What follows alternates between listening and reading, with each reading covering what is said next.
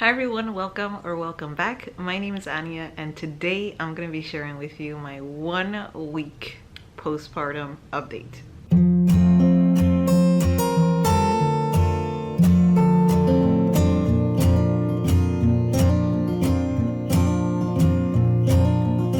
So as you may have noticed, I am a little bit restrained here, and it's because my baby is currently breastfeeding. But I did want to take the opportunity to record this video because time is just flying by, and today she's a week old.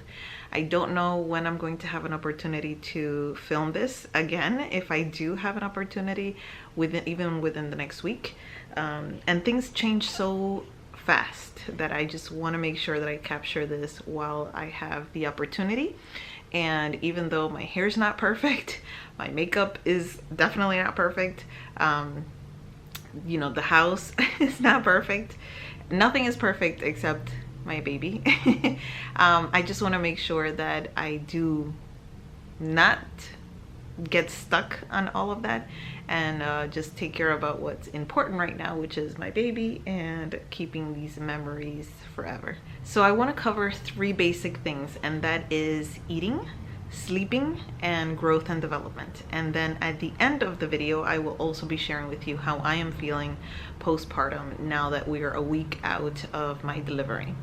So let's start off with eating. So I am exclusively breastfeeding Abigail. She is breastfeeding like a champ, took it from the very beginning, just picked up on it immediately, and it's been going extremely well.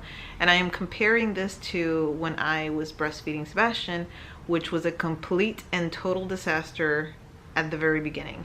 We took a few measures to make it better, and it did get better. I breastfed him for almost 15 months. So I took all of those lessons learned, I applied it to this time around, definitely not going into it thinking that it was going to be going as well as it has, just because I know that every baby is different, and so things could have gone in a much different direction, but it's been going great. Talking about the pain level is completely, like, almost non-existent compared to what I went through with Sebastian. She has been eating a lot, like she's been gaining weight. I'll share a little bit more on that on the development side of things, but it's just been great. The breastfeeding side of things this time around has definitely been night and day, and so I anticipate that because of that, having a strong start, we will definitely be able to stick with it for a long time, which was my goal. Sebastian is so healthy and strong, and I definitely wanted to aim for this baby, Abigail, to also be as healthy and strong as he has been. You know, I definitely want to attribute all of the healthy and strongness to the breastfeeding. I know it's not exclusively due to that, but if it is at any rate or at any percentage, I want her to have the same type of possibilities of having that same type of nutrition, if that was dependent on how healthy and just amazing he's been for these past 21 months of his life. So very happy about that. So I have moved her here to the side of me for just a little bit. I have a strategy because she does not like to be put down, and as soon as I put her down, she kind of wakes up. So she already drank from the one side. I am hoping that she wakes up now for the second side. So she also seems to be very satiated every single time she breastfeeds. She does not seem to be fussy or lacking in any way, which leads me to believe she's definitely very content with everything that's going on in terms of her feeding schedule, her amount of feeds, her ability to get enough breast milk during each feed, which is honestly amazing. I think that this has gone above and beyond what I could have imagined initially, which I am so thankful for. So right now we're actually sticking to a schedule, and I say that very lightly because the schedule I'm feeding her on demand. This is a week in, like there is absolutely no schedule established. I am doing the broad strokes of establishing a schedule at this point, because I want to start getting in the rhythm of things. But who am I kidding? Like, this, it's definitely not a schedule. What I'm trying to stick to though is to feed her every 1 to 3 hours during the day, and then hold off for longer stretches at night of 4 hours. And I didn't actually just come up with that on my own. The pediatrician actually did mention that that would be a good thing during the evenings, because one of my first questions when I went in there to see the pediatrician the first time, on her first visit, was how long do I have to wait to have her just sleep through the night? When do I not wake her up? Because I've been having to wake her up during the night. She sleeps amazingly well. So I asked her that, and she said, don't let her go above 4 hours every night. So what I do is that I try to get enough feeds during the day that I don't feel terrible about letting her sleep a 4-hour stretch during each evening. So this is actually a good transition to talk about the sleeping schedule. Let's dive into that right now. She sleeps all day long. That's the bottom line. Every hour, every minute, she's just sleeping all the time. She's a very sleepy baby. Okay, so that definitely worked. She woke up and now she's feeding on the other side. We are definitely implementing though a lot of just making sure that she sees enough light and noise, hears enough noise during the day to know that it's the day. And then at nighttime, we just dim the lights, keep her in, her dark room, and make sure that she's wrapped up and knows that it's nighttime. I've semi-implemented a little bedtime routine, which includes just, kind of wiping her down at this point because her belly button hasn't come off, so I can't submerge her in a little baby bathtub yet. So I'm just wiping her down, making sure her diaper is changed, she's nice and clean, and then I wrap her, I breastfeed her, and I put her in her bassinet. Of course, she doesn't stay down for the entirety of the night. I do wake her up every 4 hours at least. If she does wake up before the 4 hours, I of course then go ahead and feed her at that time. So as often as she wakes up on her own, or if she does not wake up on her own, I make sure to wake her up at that 4-hour mark. She's doing great with it. Like I said, I even had to ask the doctor when could I let her sleep more, just because I was noticing that she wouldn't wake up on her own if I wasn't getting her up. Now last night she did wake up a little bit more, and that's perfectly fine. She usually goes back down to sleep right away as soon as I feed her, and she's happy and she's down, for the next long stretch, which is awesome. So usually that nighttime routine starts around the same time that we do Sebastian's nighttime routine. Typically Sebastian is down to sleep by no later than 8 o'clock at night. As soon as that happens is when I start hers, and typically by around 8:30 is when I put her down in her bassinet. I am thinking though about kind of combining both. When Santiago is working with Sebastian, I will be working with her on her nighttime routine, and actually putting them both down to bed at 8 o'clock would be ideal. This way she could get a full 12 hours in the bassinet, and then as soon as 8 a.m.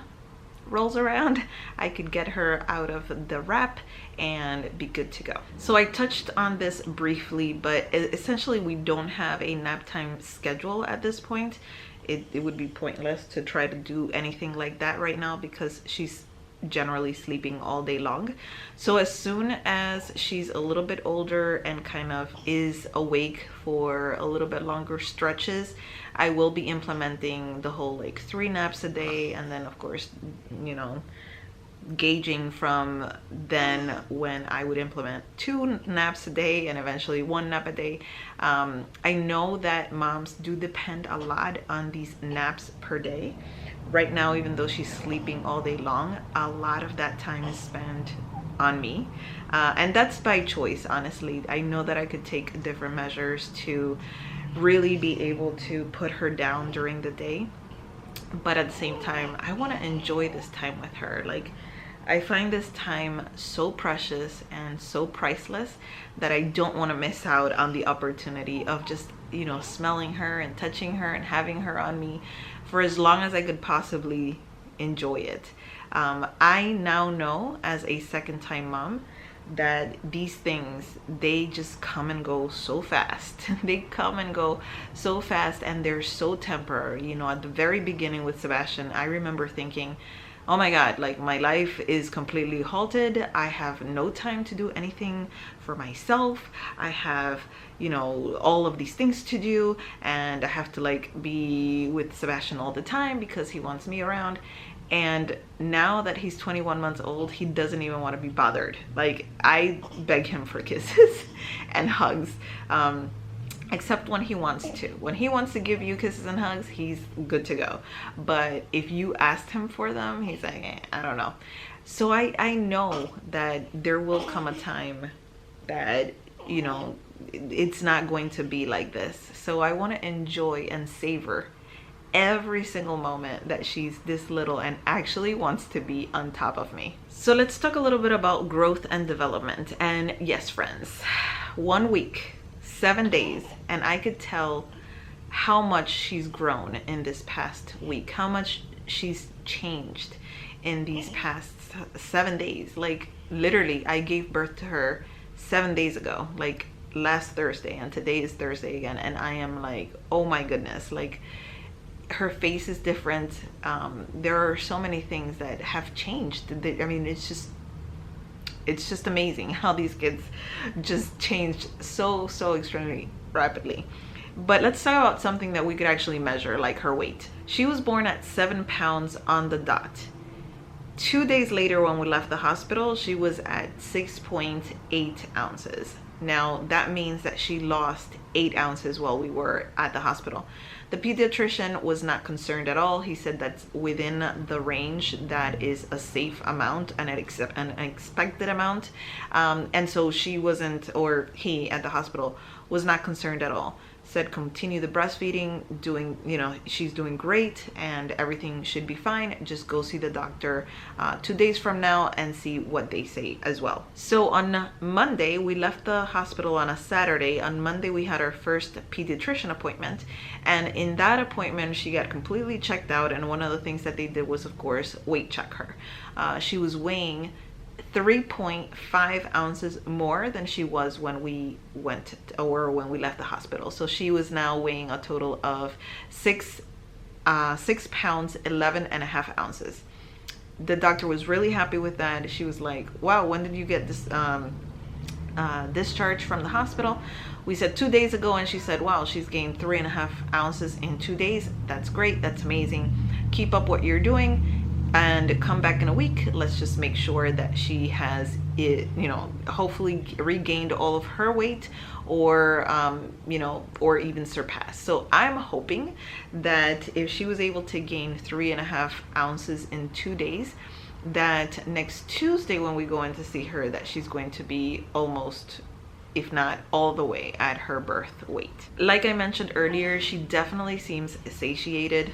I wish that you could see her face right now when, you know, when she's done, she just kind of pulls her head back and is like, I'm good. So let's talk about how I am doing postpartum now that we are 7 days from giving birth. So I would like to actually first say that the thing that I have noticed the most change in has been my mood, and just my, you know, overall kind of emotional state. I think I'm much happier now that I am no longer pregnant, and I am so overwhelmed with love and just a complete out of just, it's just an amazing experience of just overwhelmment with love and affection and care and blessings and all of these things put together for my child. Like, it's above anything I could ever imagine or dream of. And you know, as stereotypical as it may sound, I think that there is absolutely no way to really capture it unless you're going through it. And even myself, having gone through this one time already, I I feel like it just feels as intensely but different. I felt all of this love for Sebastian when he was born, but it was paired with so much more worry. It was paired with so much more just uncertainty and not knowing what was coming, and living every day like if it was just survival. This time around, I'm so much more relaxed. I'm so much more like enjoying every single moment with my sweet little baby. I am, it's just an over the moon type of happiness, and it's something that I cannot explain any further than just saying, like, it's just an amazing feeling. It's a wonderful and just out of this world experience. And folks, let me tell you, I'm not the type of person that was ever like, oh, I was born to be a mom. I was always hopeful and I dreamt of this day, and like, no, I even considered not having children with my husband. Like, we thought, we have a good life, just the two of us. Like, why even try to make something else that we don't even know if we actually want or not.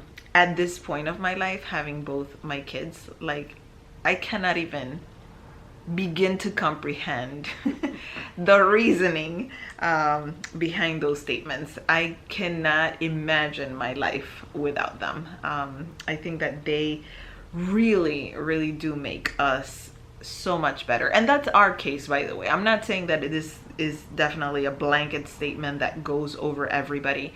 Everybody walks their own path. Everybody has their own journey. And for some people, it is a good choice not to have any children. I can tell you for sure that having our two kids definitely means to me, and feeling the type of love that I feel for them definitely means to me, and confirms that we made the right decision in going forward and having these kids, because I cannot imagine my life without them, and I want to give them the best of me. I know that my husband feels like he wants to give them the best of him, and they're just magical. They're just amazing blessings. So now that I have gone on a complete rampage on how happy I am, let me tell you a little bit more about my physical state as well. So definitely night and day with the way my body feels, last week compared to this week, not being pregnant anymore. I mean, I'm a lot more mobile. I can do a lot more.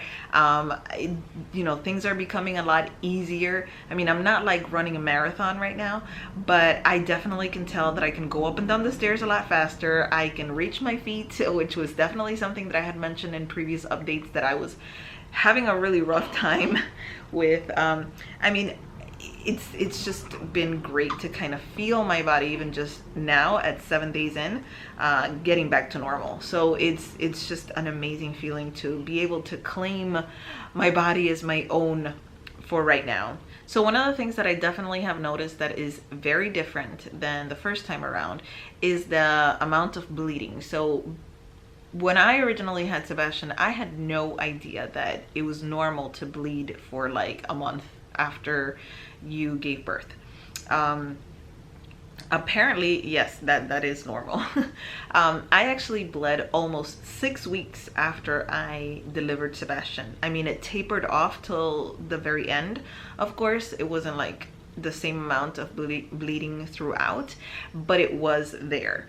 With this time around, like, I'm on day 7 and I am at almost no bleeding left, which is really nice. Now the other side of that is that I'm not supposed to start getting my period until after I stop breastfeeding, and I am planning on breastfeeding at least for the same amount of time that I did with Sebastian. So I am hoping that the cycle does not return for quite some time. So 2 days before I gave birth, I went to the doctor and they actually told me that I was weighing almost 160 pounds. I think I was like 159.8. I think, no, I am sure. I weighed in at 159.8. 2 days later, I actually had her. And when I came home from the hospital, the day that I came home from the hospital, I weighed myself and I was at 147. That means that I kind of shed off that about 12 pounds since coming home from the hospital. Of course, you know, I did have a 7-pound baby, so that there's that. And then of course all of what I was kind of losing in terms of liquid and inflammation and all of that stuff. So I'm definitely not weighing myself every single day, but I am tracking it on a week-to-week basis. I haven't weighed myself again because it hasn't been 1 week since I got home from the hospital, but I will definitely be keeping track of that and letting you know the process or the progress. I must say though, however, that I am not on this like mega let's lose weight type of deal, just because I know how fast I was able to lose the weight, or I actually just lost the weight after I had Sebastian. And I am breastfeeding, so I am just basically concentrating on getting enough food. I am trying to focus on being healthy and whenever possible eating healthy, but I have to be honest, you know, with a toddler and a newborn, my main priority is just getting fed. So I want to make sure that regardless of what I'm eating, I'm actually just eating, and then I am also eating healthy whenever possible.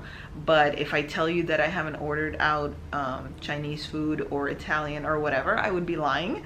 I want to make sure that I'm eating enough calories to stay well fed to feed my child. Definitely got stitches, and the stitches are still there. They are supposed to dissolve and go away on their own, so I am hoping that that happens here pretty soon. That is the only thing that I am still kind of holding on to that's a little bit of a pain, because whenever I am sitting down breastfeeding her, it is a little bit uncomfortable to experience. So I am definitely hoping that here in a few days they will go away. So when I gave birth, I did notice that I was still a little bit swollen. My legs were swollen, my feet were swollen. I was still just overall very swollen. And 7 days out, all of that is gone. My belly is actually really retrieving back to its normal like state really quickly. I do still have a pouch, don't get me wrong. I mean, potentially if I wear maternity clothes and try to fake it, people will probably think I'm still pregnant. But it's definitely gone down a heck of a lot. It's definitely a lot more, should I say flat even? Should I even try to dare to say flat? It's definitely not flat, but it's a lot better than it used to be. So I feel like you can definitely tell that I'm a lot happier overall. I mean, I feel like I cannot even fit inside my own skin how happy and overjoyed I am to have my baby.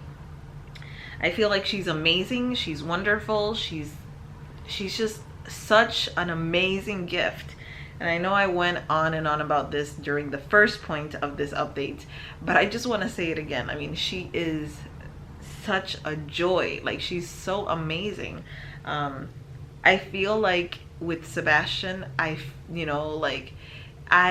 knew what it was to love a child so deeply, and still I'm relearning that same exact feeling that I felt with Sebastian all over again. And it's you know, amazing. It's just wonderful. And it's amazing because you feel in some ways like, oh, that must mean that you have to love one child less to like love this one so much.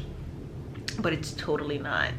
It's the type of feeling where your heart completely belongs to this one child, and then you have another one, and then the whole entire thing belongs to this other one as well. Like, you don't have to take it away from one to give to the other. It's just simply that both of them have your whole entire heart. It's not half for each, it's all of it for all of them.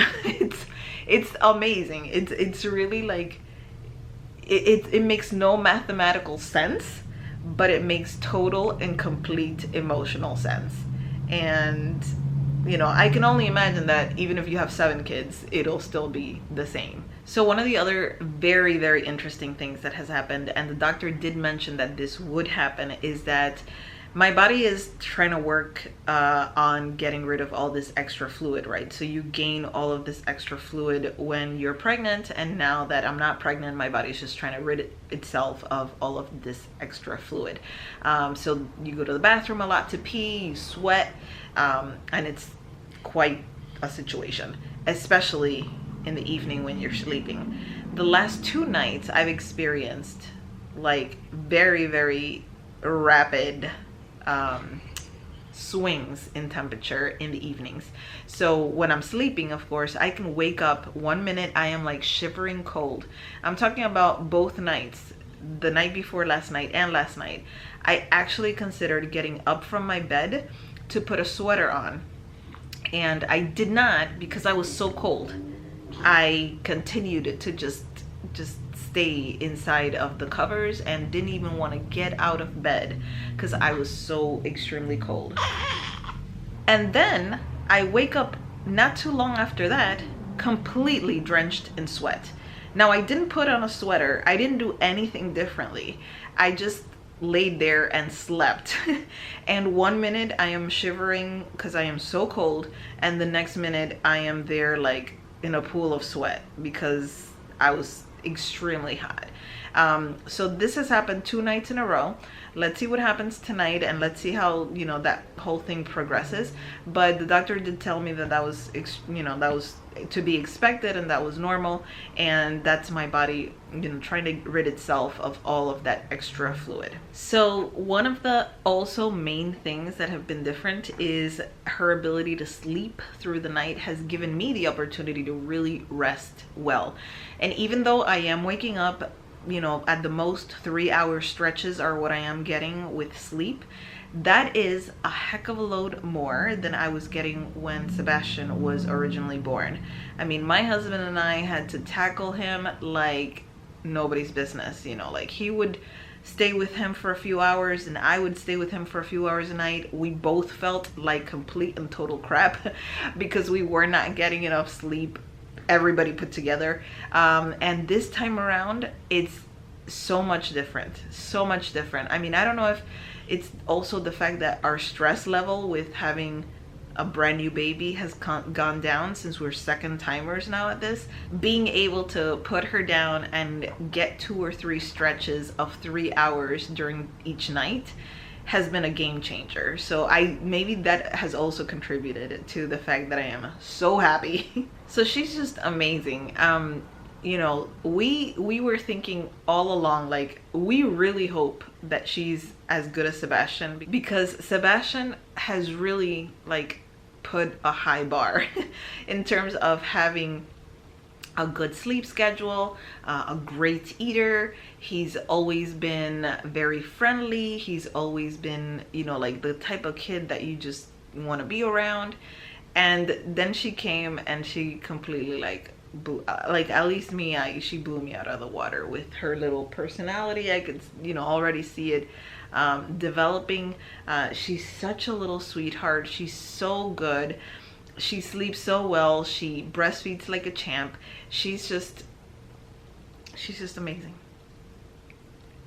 So I am definitely looking so forward to spending all of the time I have in my, you know, time out of work with her. I want to use this time to the best of my ability to make sure that I'm building a very strong bond with her, that I am providing for every single one of her needs, that I am giving her everything and more than she needs, that I am establishing her for success. You know, even within these first few days of her life, which I think are so critical, I am being very intentional about making sure that I am giving her the best of me, the best of everything that I could possibly give her. So thank you so much for watching. This journey has been amazing. This journey has definitely been something out of this world. I know I keep looking down on her, but I cannot help myself. I mean, she's a gift. She's such an amazing and wonderful gift. I look forward to also updating you on her progress, on how everything is going week by week. Hopefully I can also help some of you out there that have experienced first-time momhood and are a little bit uncertain about what to expect during your second delivery. If it's anything like mine, I want to tell you that it's gonna be great. Thank you so much for watching. Please subscribe if you have not already. Give this video a thumbs up, and I will see you in my next video. Bye.